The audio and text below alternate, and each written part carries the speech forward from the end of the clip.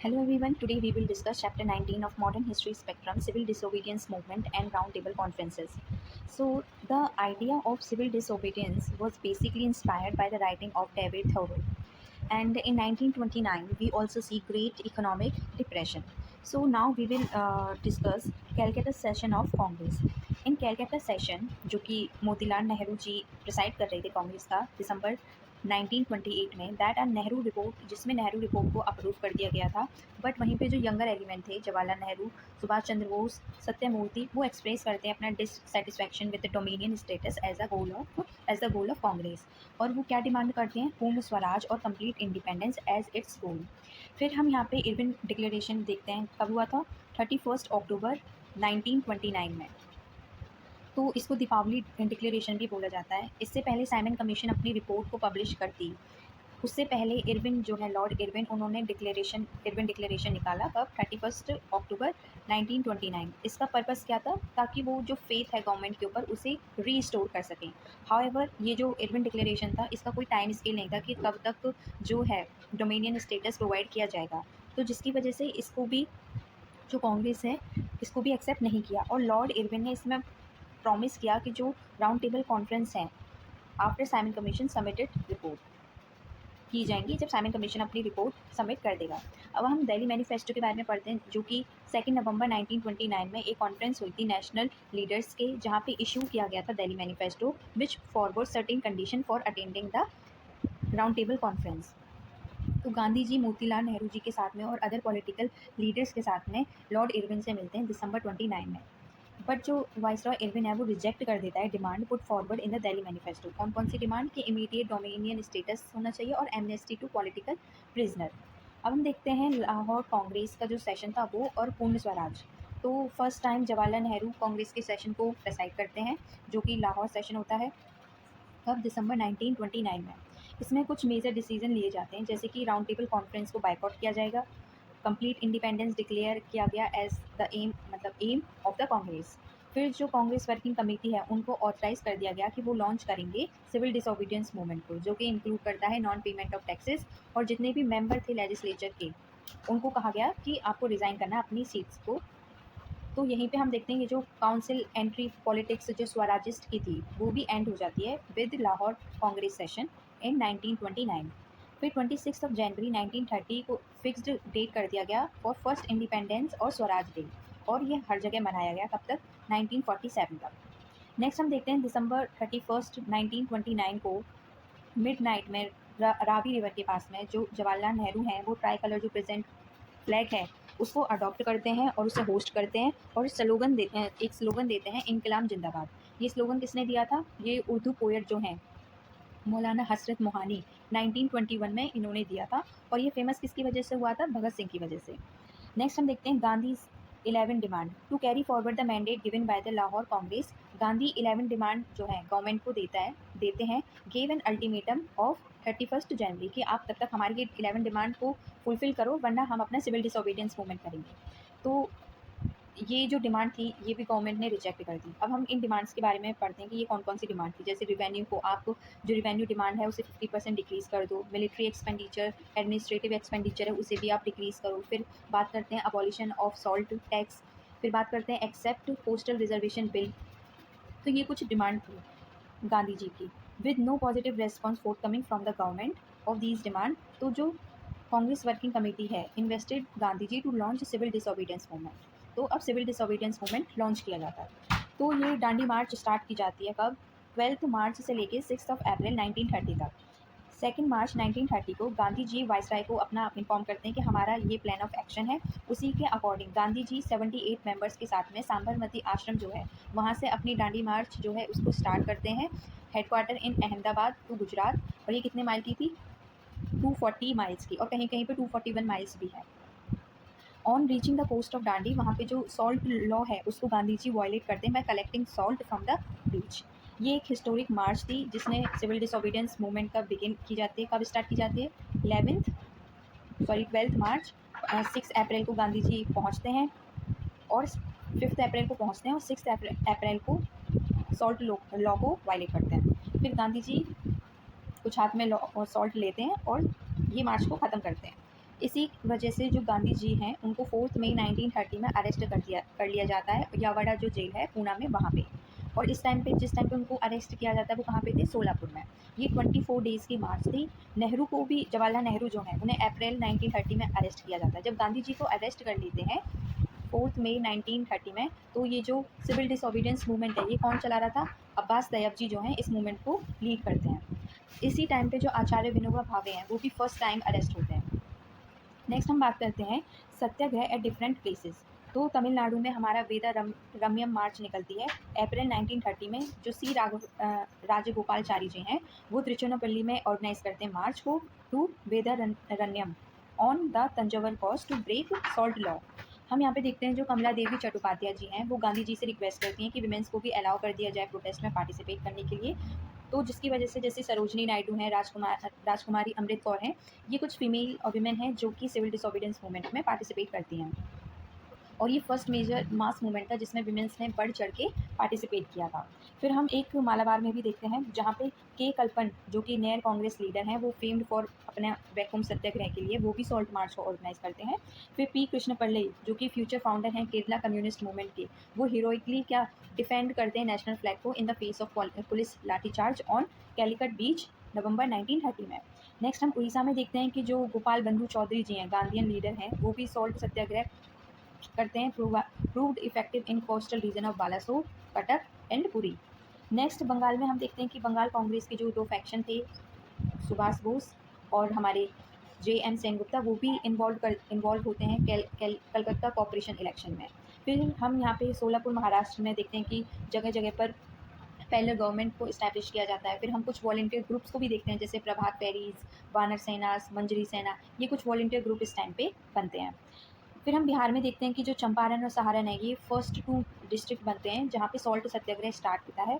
भागलपुर में जो हमारे महादेव लाल सरफ जी हैं वो स्टार्ट करते हैं सॉल्ट सत्याग्रह को। पटना में हम नाग पॉन्ड जो है वो साइट चूज़ की जाती है to make salt and break salt law under Ambika Kant Sinha ji. However very soon a powerful no chowkidari tax agitation replace the salt satyagraha. मतलब पहले सॉल्ट सत्याग्रह चल रहा था, फिर एक नो चौकीदारी टैक्स एजिटेशन ये बन जाता है। फिर हम देखते हैं कि बोंगा मजही एंड सोमराव मांझी जो कि influenced by Gandhism lead the movement in Hazaribagh, जो कि कंबाइन करता है सोशल रिलीजियस रिफॉर्म को along with Sanskritising lines in which followers को कहा जाता है कि आप जो मीट है, लिकर है, उसको गिव अप कर दो और क्या यूज़ करो, खादी को यूज़ करो। फिर हम यहीं पे देखते हैं पेशावर में ओवरऑल मुस्लिम पार्टिसिपेशन बहुत कम था सिविल डिसोबीडियंस मूवमेंट में as compare to non cooperation movement. But still जो नॉर्थ वेस्टर्न पार्ट है इंडिया का, वहाँ पे हम मुस्लिम कम्युनिटी का पार्टिसिपेशन देखते हैं। जैसे खान अब्दुल गफ़र खान जो थे, जो educational and social reformer work में थे और among the Pathans had politicised them. फिर यहाँ पे जो गफ़र खान जी हैं जिन्हें हम बादशाह खान और फ्रंटियर गांधी भी बोलते हैं, उन्होंने फर्स्ट पुस्तू पॉलिटिकल मंथली निकाली थी जिसे कहते हैं पुख्तून, और उन्होंने ऑर्गेनाइज किया था volunteer brigade Khudai Khidmatgars, popularly known as red shirts. तो यहाँ पे हम पेशावर में एक वीर चंद्र सिंह जी को घरवाली जो हैं उनको भी देखते हैं जो कि रिफ्यूज़ कर देते हैं जो सिविल डिसोबीडियंस मूवमेंट का प्रोटेस्ट कर रहे थे उनके ऊपर ओपन फायर करने से, और हमारे वीर चंद्र सिंह घरवाली जी। नेक्स्ट हम देखते हैं दर्शना सॉल्ट स्ट्राइक की जाती है मई 21, 1930 में, जहाँ पे सरोजनी नायडू, इमाम साहिब और मनीलाल जो कि गांधी जी के सन हैं, वो टूक up unfinished charge of leading a red on Darshana salt work. ये जो दर्शना सॉल्ट स्ट्राइक है, ये जो टाइम्स मैगजीन के एक और गांधी जी के सहयोगी थे वेब मिलर, इन्होंने इसे रिपोर्टेड किया था, मतलब प्रेस में ये इन्होंने रिपोर्ट किया था। फिर हम देखते हैं मणिपुर और नागालैंड जो नॉर्थ ईस्ट रीजन है, यहाँ पे भी सिविल डिसोबीडियंस मूवमेंट में पार्टिसिपेशन किया जाता है। जैसे कि हमारी रानी गेंडील्यू हैं, अब उनकी एज 13 में, जो कि एक नागा की स्पिरिचुअल लीडर हैं, और उनके कज़न थे Haipou Jadonang, born in the state of Manipur. इन्होंने सिविल डिसोबीडियंस मूवमेंट में पार्टिसिपेट किया था। जो रानी गेंडील्यू हैं, उनको जो रानी का टाइटल है वो किसने दिया था, नेहरू जी ने दिया था, जवाहरलाल नेहरू ने। ये जो मूवमेंट है इसे हम जयतरंग मूवमेंट भी बोलते हैं। यहाँ पे ब्रिटिश अथॉरिटी ने हैप्यू जो हैं उनको अरेस्ट कर लिया और उनको फांसी की सज़ा दी, ट्रीजन के चार्ज लगा के 1931 को। और फिर जो रानी है उनका मैन हंट स्टार्ट किया उन्होंने। अक्टूबर 31 तक बहुत मतलब ब्रिटिशर्स को आउटविट किया, बट फाइनली वो कैप्चर की गई और बाद में उन्हें लाइफ इम्प्रिजनमेंट दिया गया, बट वो 1946 में रिलीज़ होती है फ्रॉम तूरा जेल। नेक्स्ट हम देखते हैं गांधी इरविन पैक्ट, जो कि 5 मार्च 1931 में होता है। सरोजनी नायडू, ये जो गांधी इरविन पैक्ट है इसको बोलते हैं two Mahatmas, term them as two Mahatmas. कौन बोलती है? सरोजनी नायडू। तो जो इंडियन लिबरल पार्टी के मेंबर थे such as Tej Bahadur Sapru, MR Jayakar, CY Chintamani और श्रीनिवास शास्त्री जी, वो अपील करते हैं गांधी जी से कि आप जाके जो वाइसरॉय इरविन है उनसे जाके बात करें। तो यहाँ पे एक कॉम्प्रोमाइज़ पे आते हैं गांधी और इरविन, और इसी को हम फेमसली गांधी इरविन पैक्ट और दिल्ली पैक्ट बोलते हैं। इसमें बेसिकली क्या बात की जाती है, इसमें जो ब्रिटिशर्स हैं वो एग्री करते हैं प्रिजनर्स को बाहर निकालने के लिए, एक्सेप्ट दोज जो कि वायलेंस में इन्वॉल्व थे।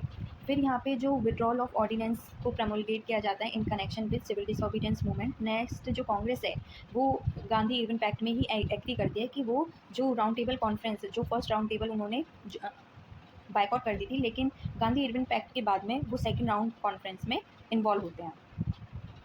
नेक्स्ट हम देखते हैं कि जो कांग्रेस वर्किंग कमेटी है वो गांधी जी को ऑथराइज करते हैं कि to initiate discussion with the viceroy Irwin. As a result of this discussion एक पैक्ट साइन किया जाता है वाइसरॉय इरविन और गांधी जी के बीच में, दिल्ली में किया जाता है कब? 14 फेब 1931 में। नेक्स्ट हम देखते हैं कराची कांग्रेस सेशन 1931 में होता है, जिसमें जो सरदार वल्लभ भाई पटेल हैं वो प्रेसाइड करते हैं। एक स्पेशल सेशन होता है मार्च 31 में कराची में किया जाता है, जहाँ पे गांधी इरविन पैक्ट को एंडोर्स करते हैं। फिर हम देखते हैं कि बिफोर द सेशन 6 डे, ये जो सेशन होने वाला था इससे 6 दिन पहले ही 29 विच वॉज हेल्ड ऑन 29 मार्च, जो भगत सिंह है, सुखदेव है और जो राजगुरु हैं उनको एग्जीक्यूट कर दिया जाता है। तो जिसकी वजह से जो पंजाब जो नौजवान भारत सभा थी उसके जो मेंबर्स थे, जब गांधी जी कराची के लिए निकले सेशन के लिए, कांग्रेस सेशन के लिए, तो उनको ब्लैक झंडे दिखा के डेमोन्स्ट्रेट कर दिखाया गया पंजाब नौजवान भारत सभा के थ्रू। तो ये जो कराची सेशन है इसमें 2 रिजोल्यूशन जो है वो ड्राफ्ट करते हैं कौन? जवाहरलाल नेहरू, जिसमें फर्स्ट टाइम फंडामेंटल राइट्स के बारे में बात करते हैं और नेशनल इकोनॉमिक प्रोग्राम के बारे में। ये जो 2 रिजोल्यूशन लेके आए गए, और ये जो कराची सेशन है इसको जो सुभाष चंद्र बोस हैं वो बोलते हैं कि ये जो सेशन है ये पेनिकल है महात्मा गांधी की प्रेस्टीज का एंड पॉपुलैरिटी का। पंजाब नौजवान भारत सभा कब बनी थी? 1926 में। मैंने आपको पहली वीडियोस में ये पढ़ाया है। अब हम देखते हैं राउंड टेबल कॉन्फ्रेंस जो जिसके लिए गांधी इरविन पैक्ट में बोला गया था। अब हम उसके बारे में पढ़ते हैं। तो viceroy of India Lord Irwin और प्राइम मिनिस्टर इस टाइम पे कौन थे? रामसे मैकडोनल्ड, वो एग्री करते हैं कि राउंड टेबल कॉन्फ्रेंस हेल्ड की जाएंगी। किसकी रिकमेंडेशन पे? साइमन कमीशन की रिपोर्ट की रिकमेंडेशन पे, जहाँ पे इसके बारे में साइमन कमीशन की रिपोर्ट के बारे में डिस्कशन होगा और क्या क्या बेटर कर सकते हैं उससे रिलेटेड बातें होंगी। तो ये फर्स्ट राउंड टेबल कॉन्फ्रेंस होती है। बेसिकली ये कॉन्फ्रेंस है जिसके 3 सेशन चल रहे हैं, ठीक है। तो जो फर्स्ट सेशन है ये कब होता है? 1930 से लेके 1931 में। इसका मेन कंसर्न क्या है? डोमिनियन स्टेटस से रिलेटेड, नथिंग मच। इस कॉन्फ्रेंस में कुछ ज़्यादा अचीव नहीं किया जाता है। ये लंदन में की जाती है नवंबर 1930 से लेकर जनवरी 1931 तक। It was open officially by King George V on November 12, 1930, और चेयर कौन करते हैं इसे? Ramsay MacDonald. This was the first conference arrange between British and Indian as equals, की पहली बार ऐसी कोई कॉन्फ्रेंस थी जहाँ पे ब्रिटिशर्स को और इंडियंस को इक्वल रखा गया था। यहाँ पे कुछ प्रोमिनेंट बिजनेस लीडर जो हैं वो रिफ्यूज़ कर देते हैं अटेंड करने से, क्योंकि जो ब्रिटिश गवर्नमेंट है वो डिनाई कर देती है to implement the Nehru report. फिर हम देखते हैं कि ब्रिटिश पार्लियामेंट से 16 डेलीगेट्स आते हैं, इंडियन प्रिंसली स्टेट के भी 16 डेलीगेट आते हैं, 58 डेलीगेट्स आते हैं इंडियन पॉलिटिकल पार्टी से। अगर हम प्रिंसली स्टेट के देखें कि कौन कौन रिप्रेजेंट करते हैं, तो ये कुछ स्टेट हैं, आपको सब याद करने की ज़रूरत नहीं है। अलवर, बड़ौदा, भोपाल, बीकानेर, धौलपुर, जम्मू कश्मीर, नवानगर, पटियाला, रीवा, ये कुछ हैं। फिर हम देखते हैं कि जो मुस्लिम लीग में की तरफ से कौन भेजे जाते हैं? आगा खान थर्ड, जो कि ब्रिटिश इंडियन डेलीगेशन के लीडर हैं वो। फिर हम यहाँ पे मोहम्मद अली जिन्ना को भी देखते हैं, मोहम्मद अली जौहर को भी देखते हैं। फिर हिंदू महासभा को कौन रिप्रेजेंट करते हैं? BS मौजे, MR जयकर और दीवान बहादुर राज नरेंद्र नाथ जी। इसमें सिक्स को भी रिप्रेजेंट किया जाता है किसके थ्रू? सरदार उज्जवल सिंह और सरदार संपूर्ण सिंह। परसीज भी इसमें अपने आप को रिप्रेजेंट करते हैं। फिर विमेंस को कौन रिप्रेजेंट करता है? बेगम जहानारा शाहनवाज एंड राधा बाई सुब्रियन विमेंस को रिप्रेजेंट करती हैं। लिबरल्स को कौन रिप्रेजेंट करते हैं? हमारे तेज बहादुर सप्रू हैं, CY चिंतामणि हैं, VS श्रीनिवास शास्त्री जी हैं। फिर चमनलाल हरीलाल, 2 सेतलवड़ हैं जो कि हमारी RSS को फाउंड करते हैं 1925 में। लिबरल्स को ये रिप्रेजेंट करते हैं। फिर डिप्रेस्ड क्लास को कौन रिप्रेजेंट करते हैं? B.R. अम्बेडकर जी और रीतामलाई श्रीनिवासन ये, और ये यहीं पे फर्स्ट टाइम इसके बारे में डिमांड करते हैं, सेपरेट इलेक्टोरेट के बारे में, फर्स्ट ही राउंड टेबल कॉन्फ्रेंस में ही। जस्टिस पार्टी को कौन रिप्रेजेंट करते हैं? हमारे आरकॉट के रामसमय मुदलियार और ये कुछ और पर्सनैलिटीज़ हैं। और लेबर को कौन रिप्रेजेंट करते हैं? N.M. जोशी और B. शिवराव। यहाँ पे फर्स्ट राउंड टेबल कॉन्फ्रेंस में जो इंडियन क्रिश्चियन हैं उनको कौन रिप्रेजेंट करते हैं? K.T. पॉल। ये स्टेटमेंट में आ सकते हैं, तो इसलिए आपको एक दो याद कर लेना है। नेक्स्ट हम देखते हैं कि यहाँ पे लैंड लॉर्ड्स को भी रिप्रेजेंट करते हैं, बिहार से करने के लिए आते हैं, यूपी से आते हैं, उड़ीसा से आते हैं। तो जो गवर्नमेंट ऑफ इंडिया है उसे कौन रिप्रेजेंट करता है? नरेंद्र नाथ लॉ, भूपेंद्र नाथ मित्र और C.P. रामास्वामी अय्यर और B. Ramachandra Rao ji government of India को रिप्रेजेंट करते हैं। अब हमने देखा कि नवंबर 1930 से लेकर जनवरी 1931 तक फर्स्ट राउंड टेबल कॉन्फ्रेंस होती है। अब हम देखते हैं सेकंड राउंड टेबल कॉन्फ्रेंस, जिसको जो महात्मा गांधी हैं वो सोल रिप्रेजेंटेटिव के तौर पे गांधी जी जाते हैं इंडियन नेशनल कांग्रेस की तरफ से। ये कहाँ पे होती है? ये भी कांग्रेस में होती है। इसका टाइम पीरियड क्या है? 7 सितंबर 1931 से लेकर 1 दिसंबर 1931। इसका मेन कंसर्न क्या है? सेपरेट इलेक्टोरेट है। तो जब गांधी जी जाते हैं तो वो कौन सी शिप का यूज़ करते हैं? SS राजपुताना। और वो वहाँ पे कहाँ स्टे करते हैं? किंग्सले हॉल जो है लंदन में, वहाँ पे वो स्टे करते हैं। इसके चेयरमैन कौन है? रामसे मैकडोनल्ड और इरविन इस टाइम पे वाइस रॉय हैं। यहाँ पे गांधी इरविन पैक्ट जो हुआ था उसके आउटकम में गांधी जी जो है सेकेंड राउंड टेबल कॉन्फ्रेंस को अटेंड करते हैं। यहाँ पे हम देखते हैं कि रंगस्वामी जो न्यायकर हैं वो और मदन मोहन मालवीय जी वो भी इस टाइम पे सेकेंड राउंड टेबल कॉन्फ्रेंस में आते हैं। लेकिन जो नेहरू हैं, मौलाना आज़ाद हैं, राजेंद्र प्रसाद, वो सेकेंड राउंड टेबल जो हमारी कॉन्फ्रेंस है उसको अटेंड नहीं करते हैं। ओनली अम्बेडकर जी और तेज बहादुर सप्रू जो हैं वो ही ऐसी पर्सनैलिटी हैं जिन्होंने तीन जो राउंड टेबल कॉन्फ्रेंस हुई थी उनको अटेंड किया था। ये प्रिंसली स्टेट्स हैं जिन्होंने अटेंड किया था। फिर मुस्लिम्स को कौन रिप्रेजेंट? आगा खान थर्ड, मौलाना शौकत अली, मोहम्मद अली जिन्ना, ये से रिप्रेजेंट करते हैं। फिर वही हिंदू ग्रुप्स को रिप्रेजेंट लिबरल पार्टी, फिर हमारी जस्टिस पार्टी, यहाँ पे जो डिप्रेस्ड क्लास को B.R. अम्बेडकर, फिर सिक्स को भी रिप्रेजेंट करते हैं। यहाँ पे इंडस्ट्रीज़ को भी इस बार रिप्रेजेंटेड करते हैं। फिर यहाँ पे यूनिवर्सिटीज़ को भी रिप्रेजेंटेड किया जाता है। फिर गवर्नमेंट ऑफ इंडिया को कौन रिप्रेजेंट करते हैं? वही C.P. Ramaswamy Iyer, Narendra Nath Law, M. Ramachandra Rao ji. First time by this time जो लॉर्ड इरविन है उनको कौन रिप्लेस कर देता है? लॉर्ड विलिंगटन इंडिया के वाइस रॉय बन जाते हैं सेकेंड राउंड टेबल कॉन्फ्रेंस के दौरान ही। इस कॉन्फ्रेंस में जो गांधी जी हैं वो क्लेम करते हैं कि वो ऑल पीपल ऑफ इंडिया है उसको रिप्रेजेंट करते हैं अगेंस्ट इम्पीरियलिज्म। और गांधी जी यहाँ पे रीएट्रेट करते हैं कि Congress alone represent political India, और कहते हैं कि जो अनटचेबल्स हैं वो हिंदू ही हैं and thus not to be treated as minority. क्योंकि इससे पहले जो हमारी मुस्लिम कम्युनिटी थी और सिख थे उनको माइनॉरिटी का स्टेटस मिल गया था, बट जो डिप्रेस्ड क्लास थी उनको माइनॉरिटी का स्टेटस नहीं मिला था। बट जो अम्बेडकर जी हैं वो स्टेटस दिलाना चाहते थे। He disregarded the idea of separate electorate for them, और वो बोलते हैं कि कोई सेपरेट इलेक्टोरेट की और स्पेशल सेफ गार्ड की कोई ज़रूरत नहीं है फॉर मुस्लिम और अदर माइनॉरिटीज़। इसी सेशन में डेडलॉक हो जाता है on the question of minorities. जो separate electorate were demanded by the Muslim League, और जो डिप्रेस्ड क्लासेस हैं, क्रिश्चियन हैं, एंग्लो इंडियंस, वो सेपरेट इलेक्टोरेट को डिमांड करते हैं। All these came together in a minority pact बोलते हैं इसे। कौन कौन? Muslim, depressed classes, Christian, Anglo Indians. यहाँ पे ये जो सेशन है ये एंड कर दिया जाता है जहाँ पे जो रामसे मैकडोनल्ड हैं वो अनाउंस करते हैं दो मुस्लिम मेजॉरिटी प्रोविंसेस, कौन सी? नॉर्थ वेस्ट फ्रंटियर प्रोविंस और सिंध का फॉर्मेशन, और setting up Indian consultative committee, and third 3 expert committees setting up finance, franchise and state. Gandhi ji फिर वापस इंडिया आ जाते हैं दिसंबर 28, 1931 को। फिर हम देखते हैं थर्ड राउंड टेबल कॉन्फ्रेंस आता है जिसमें जो कांग्रेस है और जो गांधी जी हैं वो उसे अटेंड नहीं करते हैं। ये कब हेल्ड की जाती है?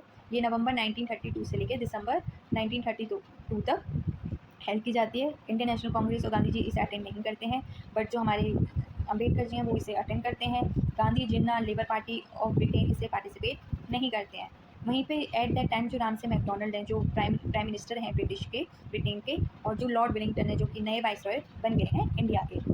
The recommendation of third round table जो है वो पब्लिश किए जाते हैं मार्च 1933 में इन अ वाइट पेपर। एक जॉइंट सेलेक्ट कमेटी फॉर्म की जाती है जो कि एनालाइज करती है रिकमेंडेशन और फॉर्मुलेट करती है एक न्यू लॉ इंडिया के लिए।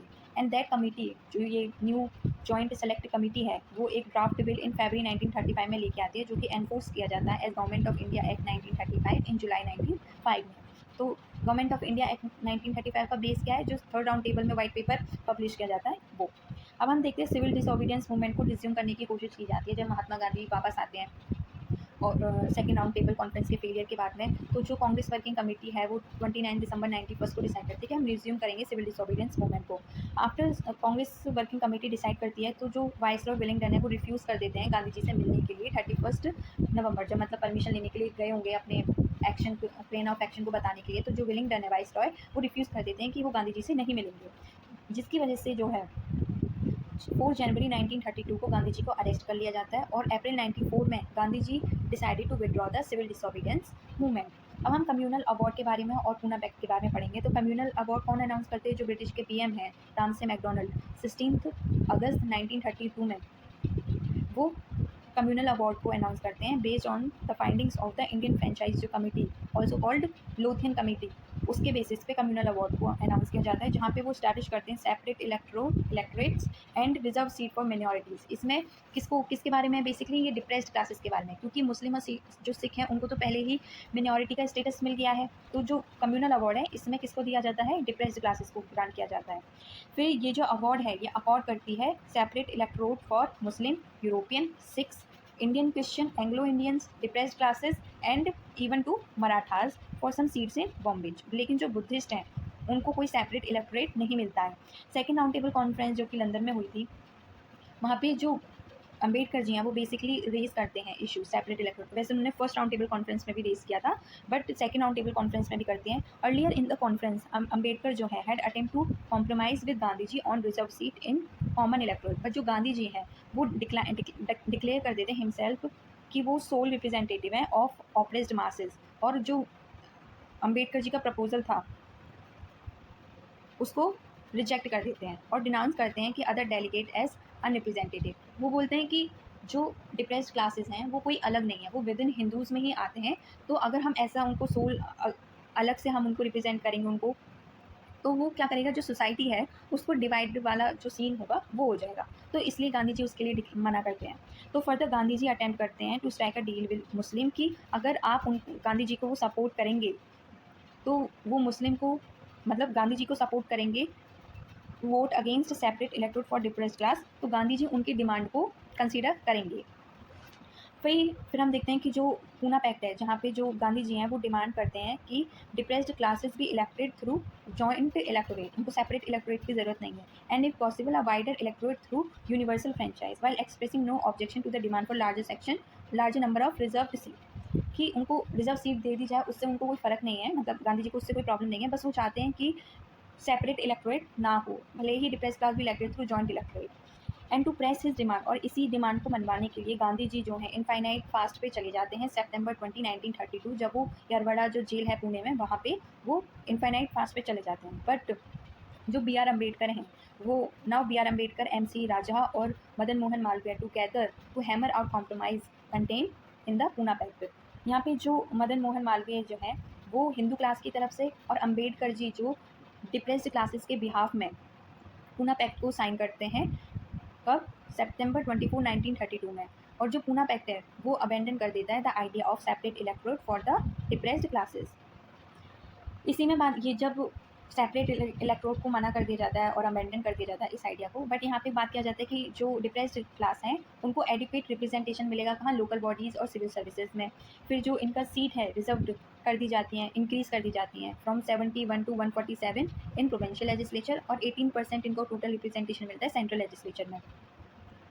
तो जो पूना पैक्ट है वो एक्सेप्ट कर लिया जाता है गवर्नमेंट के through as an amendment to the communal award. जो गांधी जी हैं, प्लीज़ रिमेंबर दिस, कि जो पूना पैक्ट है वो साइन गांधी जी नहीं करते हैं, बल्कि जो मदन मोहन मालवीय और BR अम्बेडकर जी हैं उनके बीच में बॉम्बे में ये साइन किया जाता है। और भी अदर फ्यू लीडर्स हैं जैसे हमारे जयकर जी हैं और सप्रू जी हैं, गोपालाचारी जी हैं, ये हैं जो कि साइन करते हैं अम्बेडकर जी के साथ में, गांधी जी साइन नहीं करते हैं।